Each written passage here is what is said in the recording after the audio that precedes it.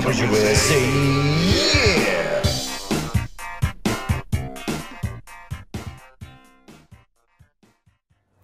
Okay, this is Carbros Podcast 7. Is that where we are? Is it? Maybe. Yeah. Welcome to... Yeah. If it wasn't 7, As you can tell, we are keeping... whatever it was. Track. We are still in Monterey. Yes, it's what? It's Sunday now. 7:30 in the morning. 7:30 in the morning. It's crisp at our villa. Day of rest. John is still in Disneyland. We hope he's really enjoying. We hope he's having fun. So this is the last day of the car week. Mm-hmm. We're gonna go to the track and finish our video. Yeah, we the spent Carbros video. We spent most of the day there. Spent most of the day there. A little bit more sunburn. Just getting roasted by the end of this weekend. Because why? Yeah, why not? Yeah, video seems pretty good. Got a couple more things to make. Yeah, we going it like halfway through it, we were kind of wondering where it's going to go, but we kind of looked at everything. And anytime you make a video that is not written and is probably going to take multiple days to shoot, there's going to be a midpoint that you're just like, wow, we should have been. Yeah, that is like pretty depressing. Yeah, and so usually like we'll cut it together really roughly, and then make up the rest of the story, and then like day 2 is kind of playing off day 1. But it's turned out okay. I mean, at this point, if we launched it, you will have seen it 2 weeks ago. Yeah. They'll have seen all. Yeah, how great it is. But we don't know what it's going to look like or how it's going to do. But we do know it's pretty stupid. That will come as a shock. Yeah, shock to no one. So yesterday, we spent most of the day at the Rolex Monterey Motorsport Reunion at Laguna Seca, which the historic to me is like easily the coolest part of our week. It's pretty awesome seeing people just get after it. Yes. In very cool and very expensive cars. So there was like late 60s or late 70s F1 cars going. Yeah. We saw the Trans Am group. I don't know, super cool. At the same time, that event doesn't seem as populated as you would expect. Yeah, I mean, there's people there, but it's hard. You can't say it's underrated, but it's just... For as cool as it is, you'd think people would be like... You'd think so. Hacking into that place. Unless it's just the track is so big that... that it just easily handles the crowds. Yeah. But you don't really see... Like, we were noticing driving around, there's a lot of, like, kids with phones. Like, at corners, like, yelling at cars. Yeah. And stuff. Like, it feels like there's a lot of people here. Yeah.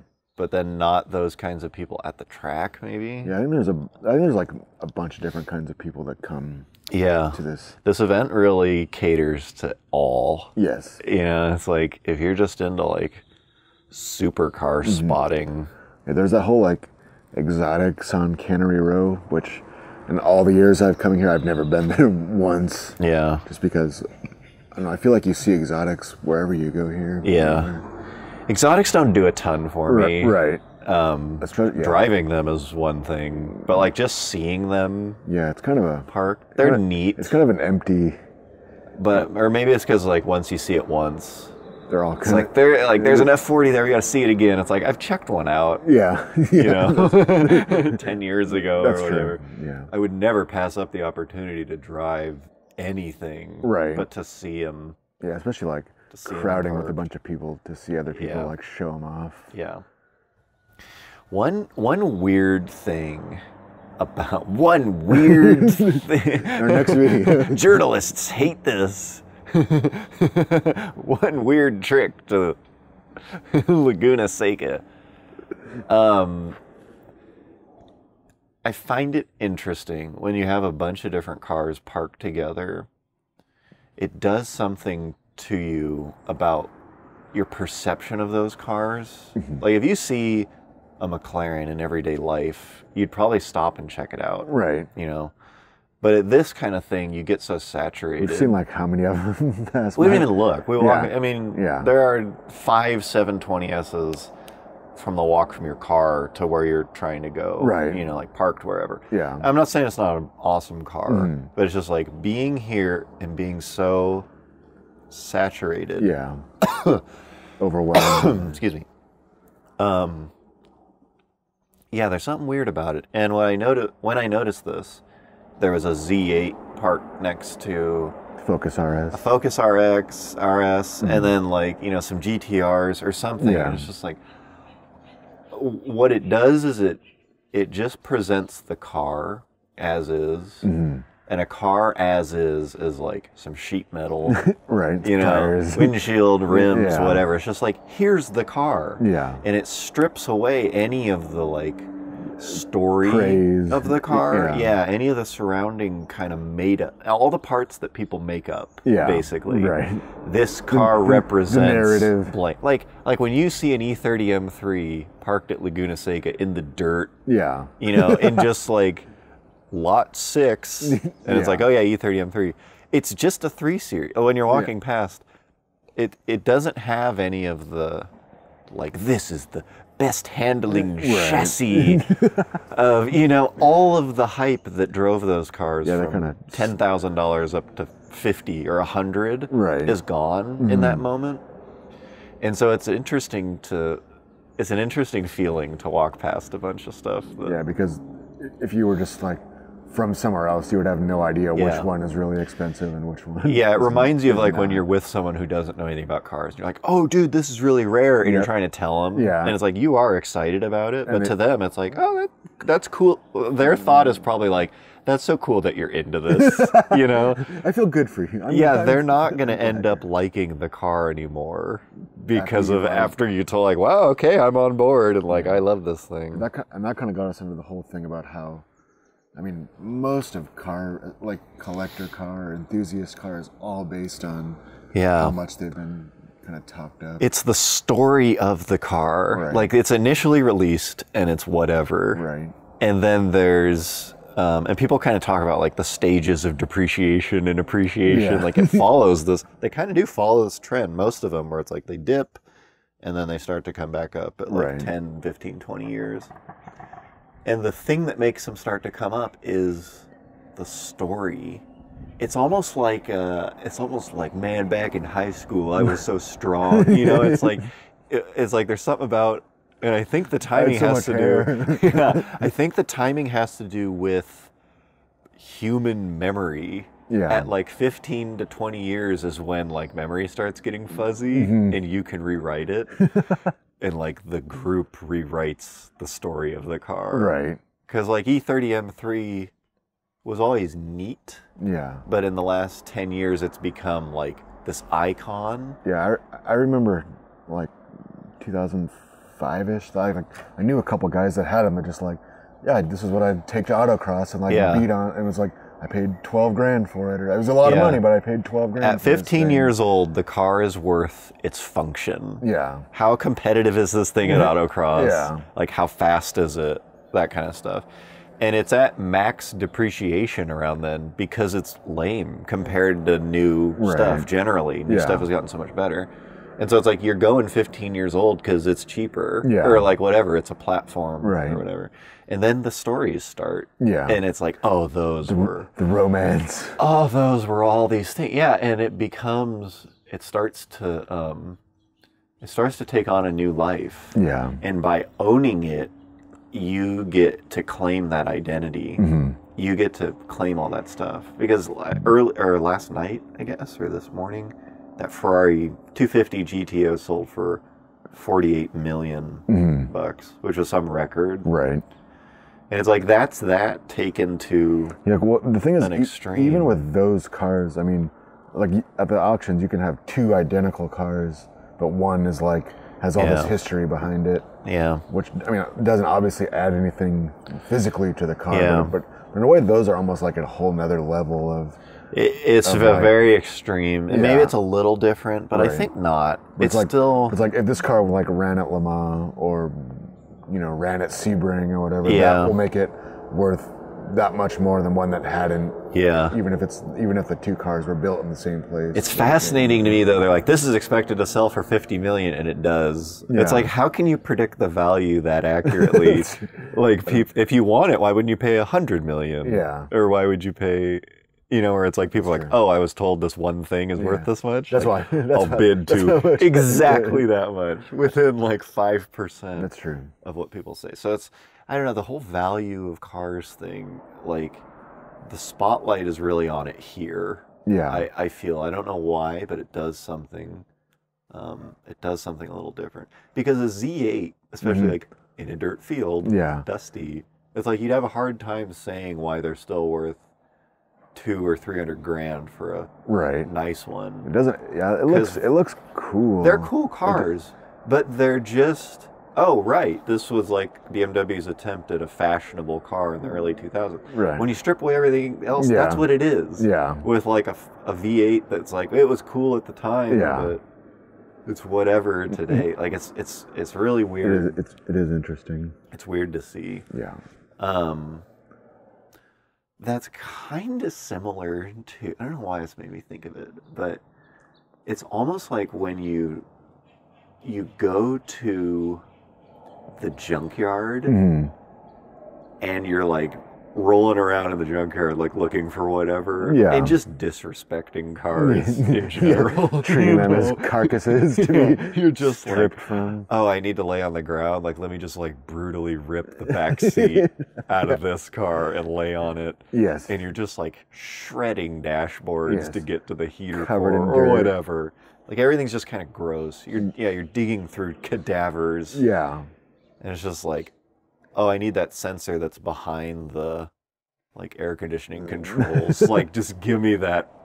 Give me my biggest flathead screwdriver, and you're just shredding. No one is ever going to AC controls and whatever. Should I also mention that the funniest part about the junkyard, at least the pick and pull or whatever that we have here in California, is that if you like pull something off of a car and you know are not sure how much it is, so you pull it off and you take it up to the front, you know, to pay for it, or like, can you tell me how much this is? And they'll put it in their little computer thing, and sometimes it'll be like really high for what it is. It's like it'll be like, you know, emblem or something like $12. Yeah, and you're just like, nah, I don't want that. So like they literally just throw it in the garbage. Yeah, like we're not gonna keep this. There's no one that like.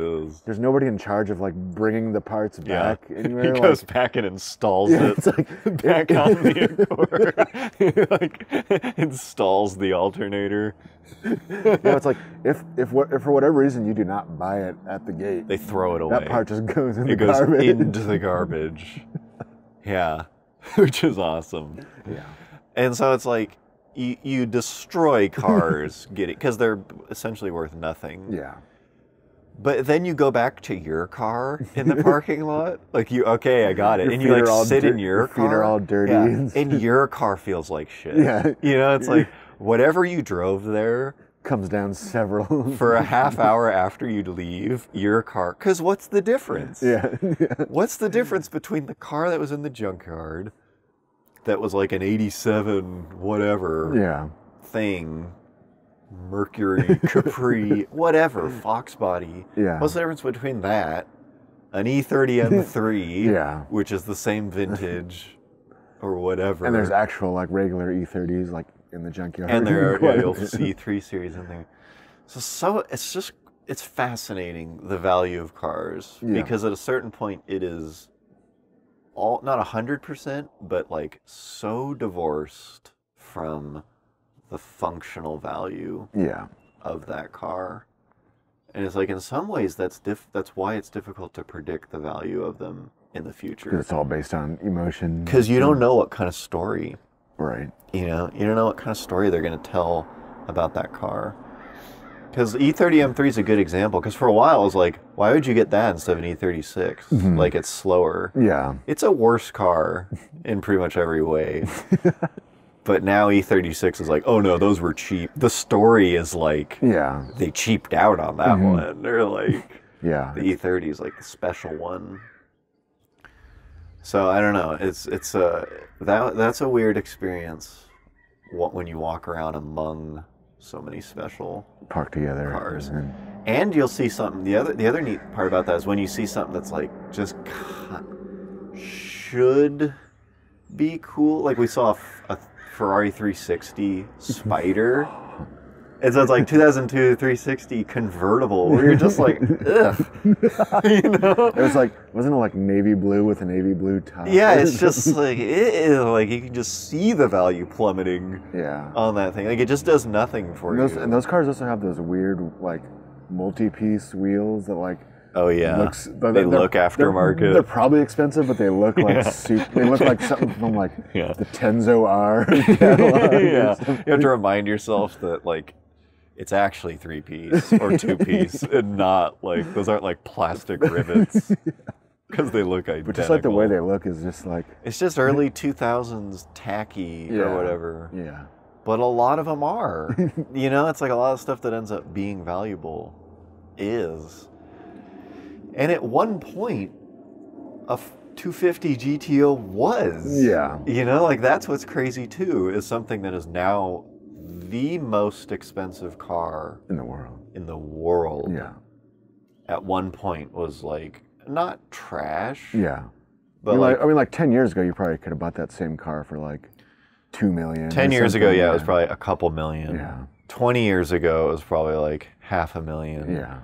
And then like in the 80s or whatever, there's probably a point. It's probably like 15 grand. There's a point where it depreciated. Oh yeah. I'm sure. Yeah. And it was just like, do you want an old Ferrari? Like, yeah, maybe. I'd rather just have a new one. It had its 10 to 15 year point. Yeah. Where do you want a V12 car that's no longer competitive? Yeah.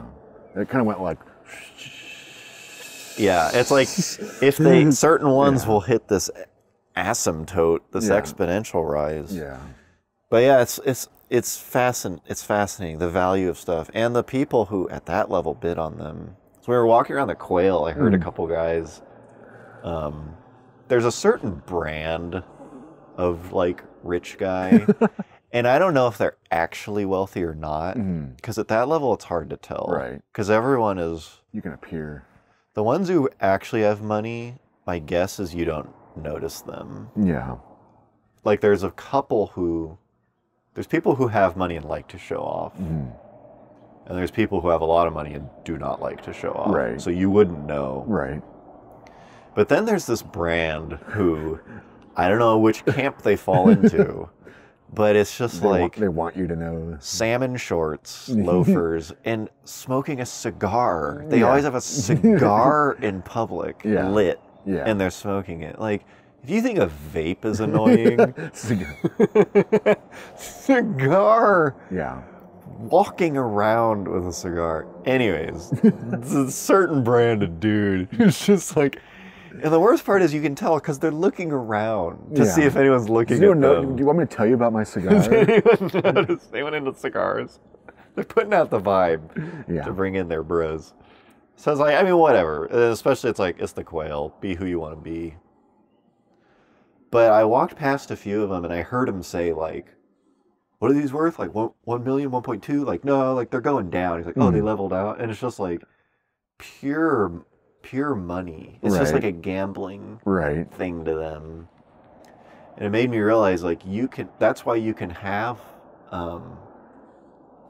events about like, for example, events about the Ferrari 250 GTO that are about its heritage and its history and nostalgia and stuff. And there's a large number of people who would buy that car if they had the money, who wouldn't give a shit about that kind of event. Because it's just like, no, I want it because it's going up in value. Or I want it because of it's a thing no one else can have. Right. And I don't really care about the history. I wonder who bought it. It might be. I wonder if that's public information. It would be. Yeah. It wasn't us. Spoiler alert. Yeah. Yeah, image of a car. Image of a car is an interesting thing. Yeah, and then, I mean, even down to like the lower end of the, I think it's kind of the same thing. What do you mean lowering? I mean, like the lower end of. Yeah, all of it. I mean, it's just different forms of it, but it's all. I mean, even like Toyota trucks in a way, like. Yeah. It's sort of the same thing. Like. Yeah, you get when people say like a car's not an extension of your personality, it really is for a lot of people. Yeah. Like you are, I mean, sure, it's not. Technically, it's not. But a lot of people want it has nothing to do with your personality. But it's just like clothing or whatever else. Like whatever you're especially if you're specifically going after something. A look. Yeah. It's like once that becomes a look, once people define it, like 90s Toyota truck, like it's kind of hipster truck era. That's like, I want to be that. Right. Like, I like what that represents. Yeah. Well, I just mean like, just the way those things hold their value and the way they sell is like purely based on like this reputation. It's like, even if they're more or less the same as the other stuff, people are just like, that's a good truck. Toyota trucks though are good. Right. No, like that is the problem, not problem, but like they're a little overpriced, but they've proven that if you buy this thing, it won't be a hit. There's like a 90% chance nothing will break until it hits 300,000 miles or something. It's like, that's just kind of rare. Yeah. But it also happens to be a truck, so it's functional. Because like a Camry will too. Right. You know? But yeah. A Camry of that era is as reliable. Sure. If not more reliable, honestly. Right. But they don't, first of all, they don't have the image at all. No one cares. But they're also not a truck, so you can't really use them. Right. It's just. But like pure function, Camry and Tacoma is a good example because a Camry is like $2,000. Yeah. You know, and a Tacoma. It's just like how cheap they were new compared to how. They're probably similar. Yeah. If not, they may even be more expensive now than they were new. Probably. Maybe not adjusted for inflation, but. Yeah, image will sell a car. Yeah. I think we were talking about Subaru. Oh yeah. As like a prime example. Like just what they've done in the last like few years. Of a brand that has built an image. Because at one time they were just kind of quirky, and that was their thing. They were like only for people that lived in the mountains or. Yeah, I wonder what their target market was. Because, like, what was that one weird wedge-shaped Subaru with the, like, remember those, like, double door? SVX? No, that one, too. That's that's a good car that probably has, like, Tim's headers. You know? Those things are so weird. Tommy's shift kit for the 4-speed automatic. Yeah, they're all auto. There's probably some weird ECU hacks. Because there's got to be no aftermarket for those things. Yeah. Those had those sweet, like, half windows. Like DeLorean style. for no reason. What was the reason? I don't know. You imagine pulling up to, like, In-N-Out? You have to, like, hook your... Every time I see one, it's like, what? But there's a following for sure. Yes. I'm sure there's people with, like, clean ones. Yeah. Just waiting for that story to change. Waiting for those values to go up. No, I'm talking about that 80s one. Remember, with, like, you push in part of the door? Yeah, the XT4i, whatever. Like, they've tried some weird stuff, you know? It's like they've always just sort of been a kind of quirky brand. Right, the brat.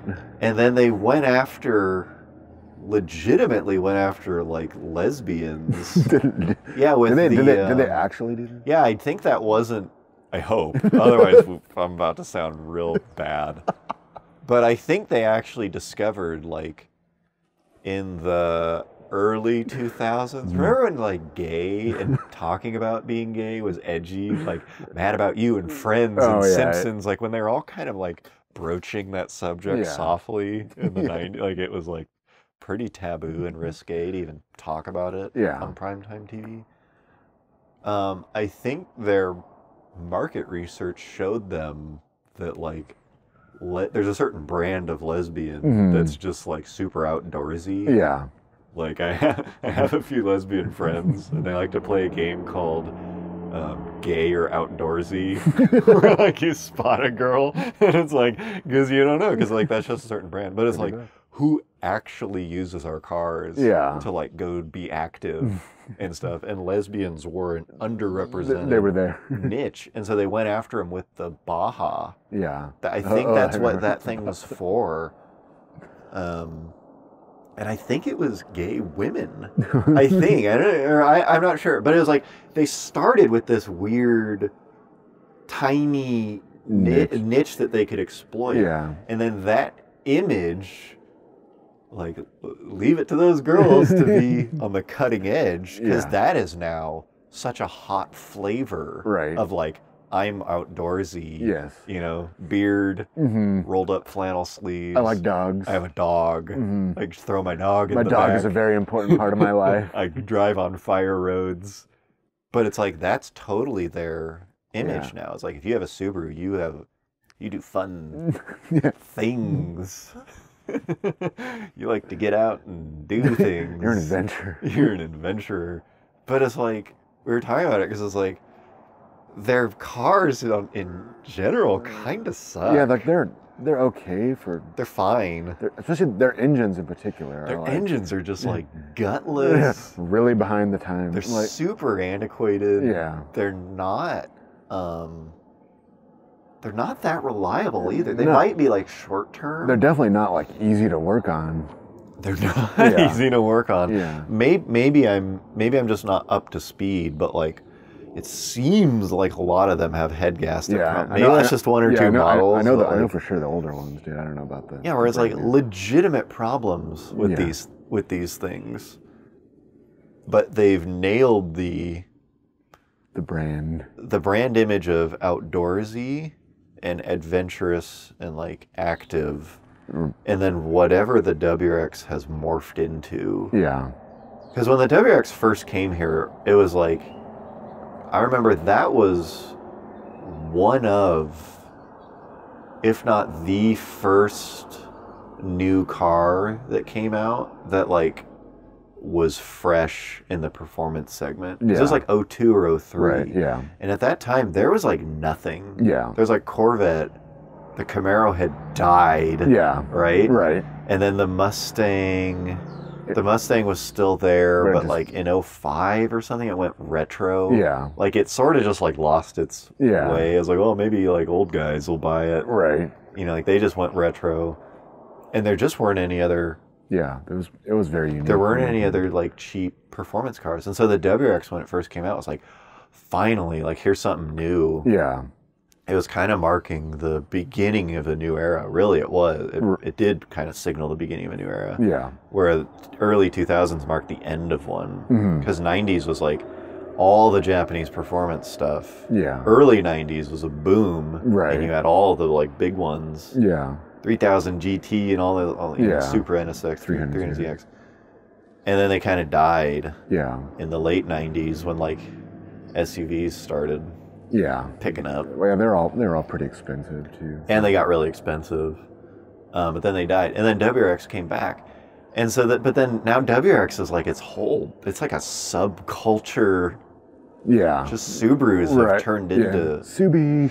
Yeah, it's kind of like, I remember at the time, all the people who were not all of them, but a lot who were into Hondas transitioned. Subaru. Like Honda's dead, and then like Subaru became the new kind of thing.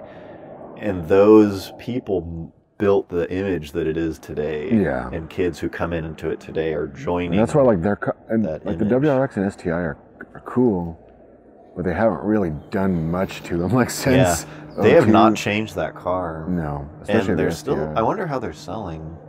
I still see quite a few drive. I mean, there's still a lot of people that'll pay 35, 40 grand for. I do like that, like, you know, if it's not broken, right? Like, don't fix it. Yeah, people are still buying it. The 4Runner's like that too. Oh yeah. We're talking about. It's like that car came out in what? 08? Was that the refresh? 09? Something like, yeah.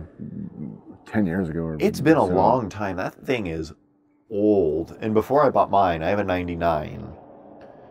And before I bought mine, I rented a new one for an extended trip, like a 2-week trip, and I put like 4,000 miles on it. And as soon as I got in it, I was disappointed. You're just like, ugh. I was excited to rent it because I was like, oh, good, I'm interested in buying one of these new. Right. And as soon as I got in it, I was like, I can't believe how outdated this feels. Yeah. Like, it was shocking. And it was a 2018. It was a brand new car.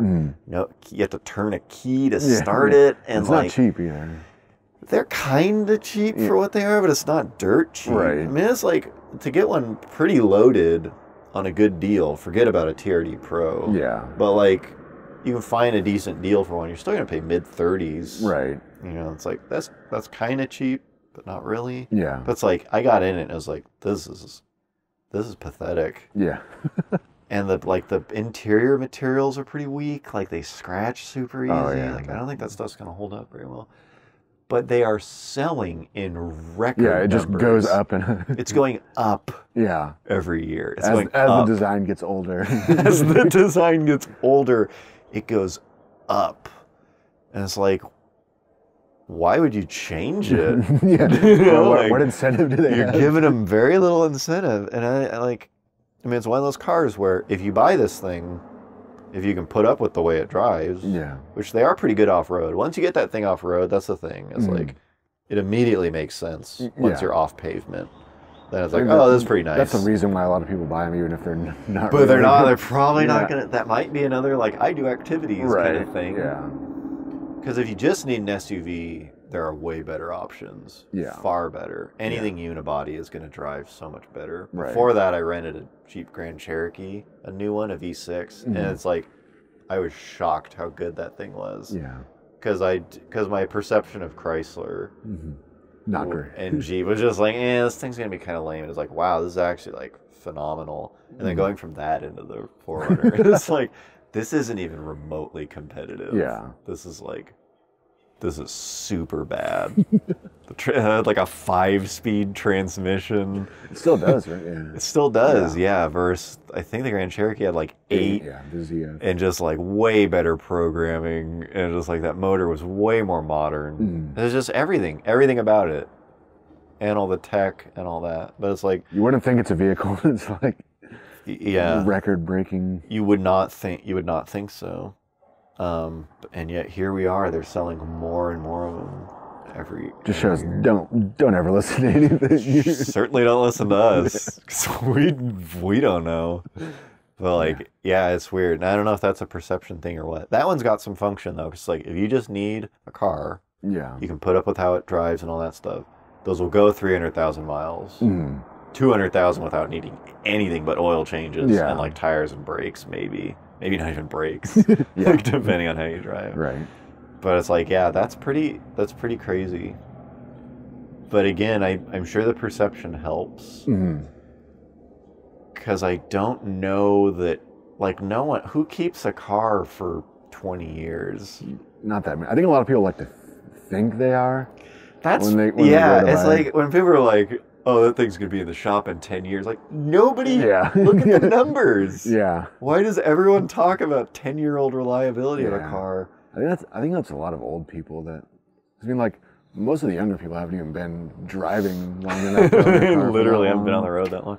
Yeah, it's like, do you know what it feels like to keep a car for 20 years? That's got to be crazy. Yeah. And it's like a big deal when it is. Like, I could see keeping a, an enthusiast car for 20 years just because you love it, but like even then, that's crazy. The same daily driver for 20 years takes a commitment. And so to buy a new car and talk about its ability to go 300,000 in 15 years, this car's gonna be awesome. It's still gonna be reliable. Yeah, like everything's reliable for 5 years. Right now. Oh yeah. But that still sells cars. Yeah. Like, I just trust the solid reliability of Toyota. Like, okay, it's not, you're not wrong. Yeah, but you might be like misguided, overestimating your ability to stay enthusiastic about a new purchase. A new pickup truck. Yeah, a new pickup truck. I also wonder if people buy those things because they think it's going to change. Like, how common is it for people to say, this is the end of a blank? Yeah. They're never going to be blank like this again. It's always like, I get a kick out of it. It's just kind of like the cruel part of me. Like the ZR1, the old one, and the C6. And the GT500. And the GT500, like, this is it. Like, they're never gonna. Yeah, we always like, going back to bring a trailer, as we are apt to do, like, sometimes you send those links of like the 08 GT500. Oh, those are so sad. 3,500 or like less, like preserved. Yeah, this has been sitting in a garage for 10 years. 2009 GT500 preserved. Just remarkably preserved, going for half. A car What where... were those new, like 50? Or more. There was one, the KR, the King of the Road. Literally, that was what it... King of the Road. And it had, like, exhaust and, like, a tune. It's just like, you read about it now, looking back, and you're like, you assholes. Just preying on people. King of the Road. I saw one, it was on Bring a Trailer, go look it up. And it's like, the dude he didn't get to enjoy it. Yeah. Unless he just really gets off on having a car in the garage. I hope. My heart goes out to him and hopes he enjoyed having that thing in the garage. Because he did not drive it. Yeah. Bought it and stored it. And just watched the value plummet. And then sold it. And watched as, like, Ford came out with a bunch of, like, a lot better. King of the Road. Oh, never mind. Next year. How can you call something King of the Road when you, in the pipeline, you know something better is coming? It's so deceptive. It's so... King of the Road. It's so messed up. It's just he was like, sold on it. You look at it now and it's like, oh man, no, 2010 blows that thing. Like... A new GT probably runs circles around that thing. Yeah. Just like, oh man. Sorry. Yeah, those are the worst. I wonder, did they buy it with the idea, like, I'm going to keep this thing? I think so, because otherwise it would have miles. Yeah. First owner bought it and stored it. And it's like it's so little miles where it's not just like, oh, I never really drove it that much, but it's... Yeah, like it's not, it's less than like weekend car miles. Yeah, like I specifically bought this. It was stored. To not drive. Yeah, and it's like, it's not, that's and then not... why are you selling it now when it's like... I know, you're selling it at the worst time. Yeah. Maybe it'll go up in value. Yeah. You're selling it at the worst time. Yeah. Maybe not, maybe it'll keep going down.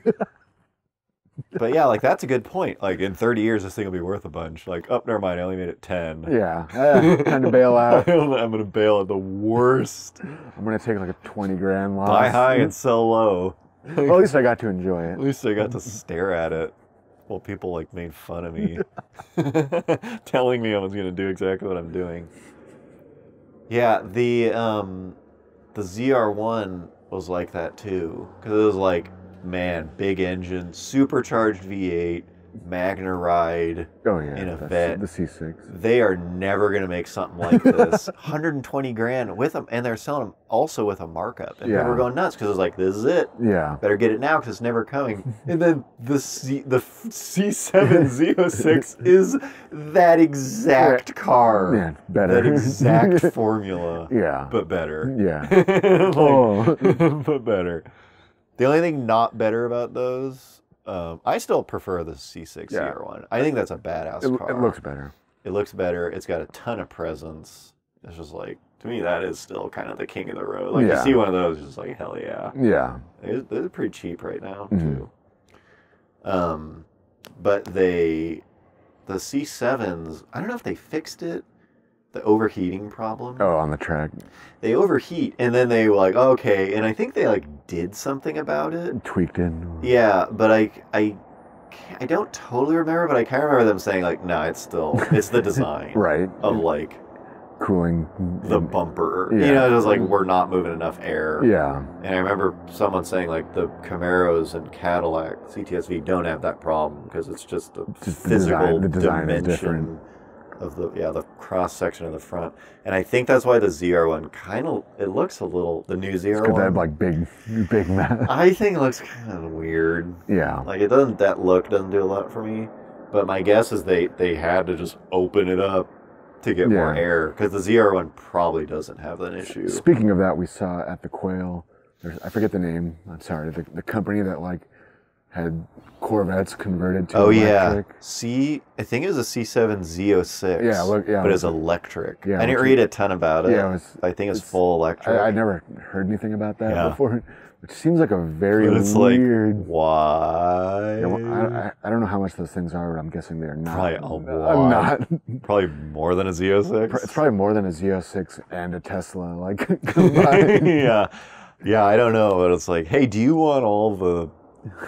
Do you want the stigma of a Corvette without the cool engine? Do you want it without the like awesome sounding motor that people buy these for? What? I'm gonna go fire up the vet, honey.